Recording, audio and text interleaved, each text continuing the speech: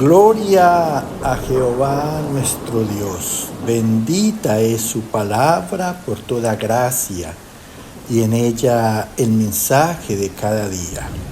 Estamos en el tema no prometas a Dios lo que no vas a cumplir. Gloria sea al gran sumo sacerdote, mi pastor y maestro, mi Señor Jesucristo, el Verbo de Dios. El que quiera hacer la voluntad de Dios, conocerá si la doctrina es de Dios o si yo hablo por mi propia cuenta. Escrito está: Abba Padre, derrama de tu espíritu. Glorifícate en ese querer como el hacer conforme a tu palabra, para hacer tu voluntad.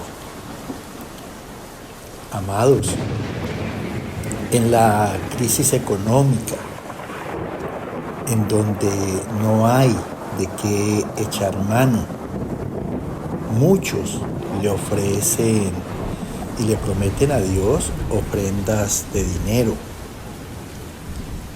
de las que después se olvidan, anulando la promesa en una fe que resulta vana, siendo que los que tienen el modo y no las cumplen son reprendidos y a veces hasta en la muerte. Hay promesas que se hacen de pronto por una sanidad o por una situación de angustia, no solamente de dinero, pero de que se tiene que cumplir, se cumplen, porque si no se constituyen en mentira y nosotros somos hijos de la verdad. Escrito está en el libro de los Hechos, capítulo 4, verso 32 al 37. Y la multitud de los que habían creído era de un corazón y un alma. Y ninguno decía ser suyo propio nada de lo que poseía, sino que tenían todas las cosas en común. Así que no había entre ellos ningún necesitado, porque todos los que poseían heredades o casas las vendían y traían el precio de lo vendido y lo ponían a los pies de los apóstoles, y se repartía a cada uno según su necesidad. Entonces José, como tenía una heredad, la vendió y trajo el precio y lo puso a los pies de los apóstoles. Y continúa este relato en Hechos capítulo 5, del verso 1 al 9. Pero cierto hombre, llamado Ananías, con Zafira su mujer, vendió una heredad y sustrajo del precio, sabiéndolo también su mujer. Y trayendo solo una parte, la puso a los pies de los apóstoles.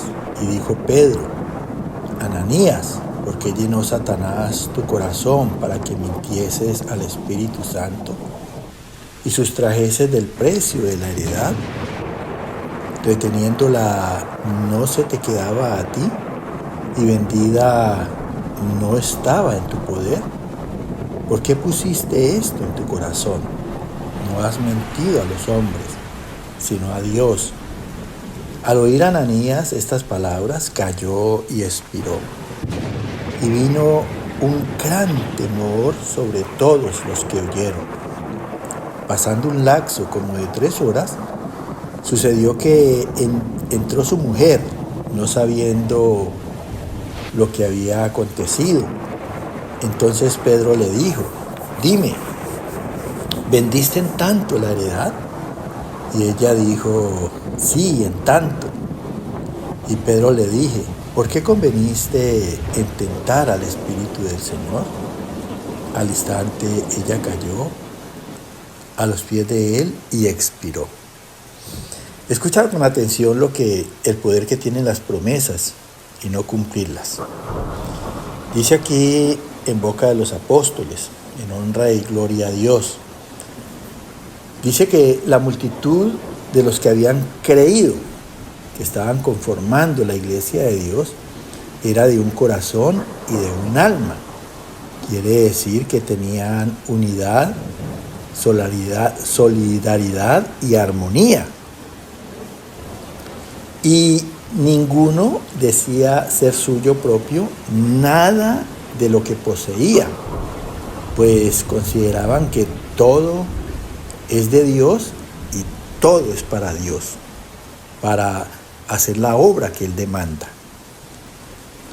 Sino que tenían todas las cosas en común,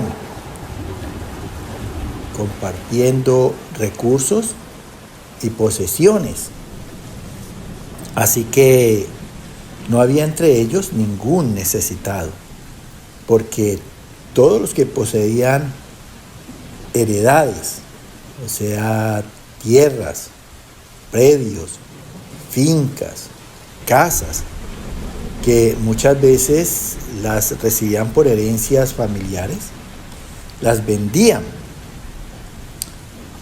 parte de ellas y traían el dinero de lo vendido y lo ponían a los pies de los apóstoles. Y se repartía a cada uno de los que conformaban la iglesia según su necesidad. Entonces José, que era Bernabé, de origen de descendencia levita, explica la palabra, como tenía una heredad, la vendió y trajo el precio de la venta y lo puso a los pies de los apóstoles. Y sigue narrando en Hechos capítulo 5 que, pero cierto hombre llamado Ananías, con Zafira su mujer, vendió una heredad, posiblemente de varias, y dieron la promesa de que traían el fruto de su venta a los apóstoles. Pero sucedió, dice la palabra, que Ananías sustrajo de la venta, del precio de la venta, sabiéndolo también su mujer. Quiere decir que se habían puesto de acuerdo y trayendo solo una parte del precio total, lo puso a los pies de los apóstoles. Y dijo Pedro: Ananías, ¿por qué llenó Satanás tu corazón para que mintieses al Espíritu Santo?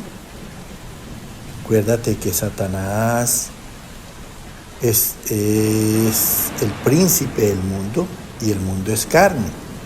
Entonces muchas veces Satanás influye en la carne de los discípulos. Por eso Pedro le dice: ¿por qué llenó Satanás tu corazón para que mintieses al Espíritu Santo que estaba tanto en Pedro como en él?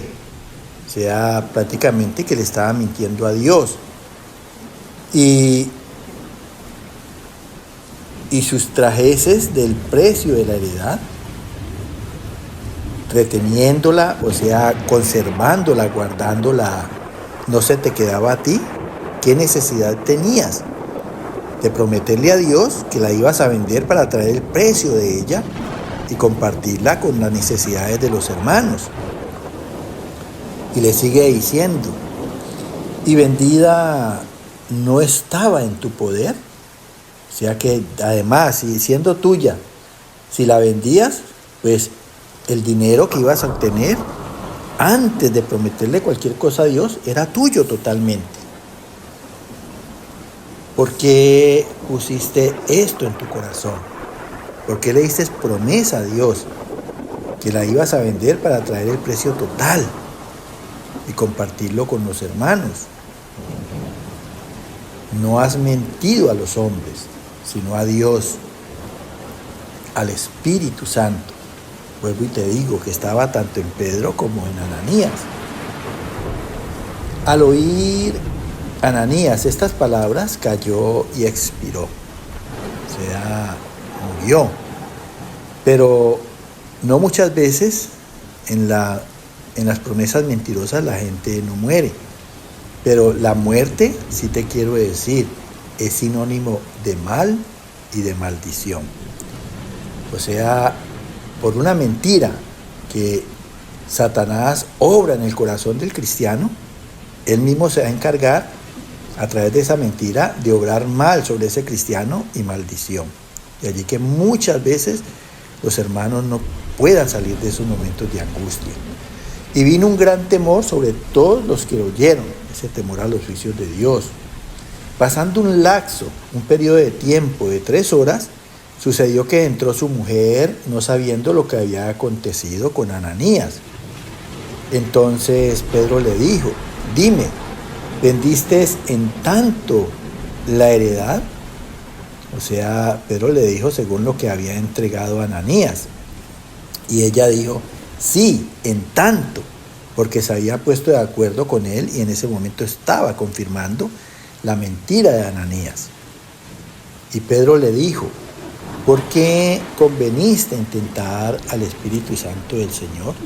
O sea, ¿por qué te pusiste de acuerdo con tu esposo, ignorando que dentro del cristiano también hay una conciencia que le da a saber cuándo está obrando mal y cuándo está obrando bien?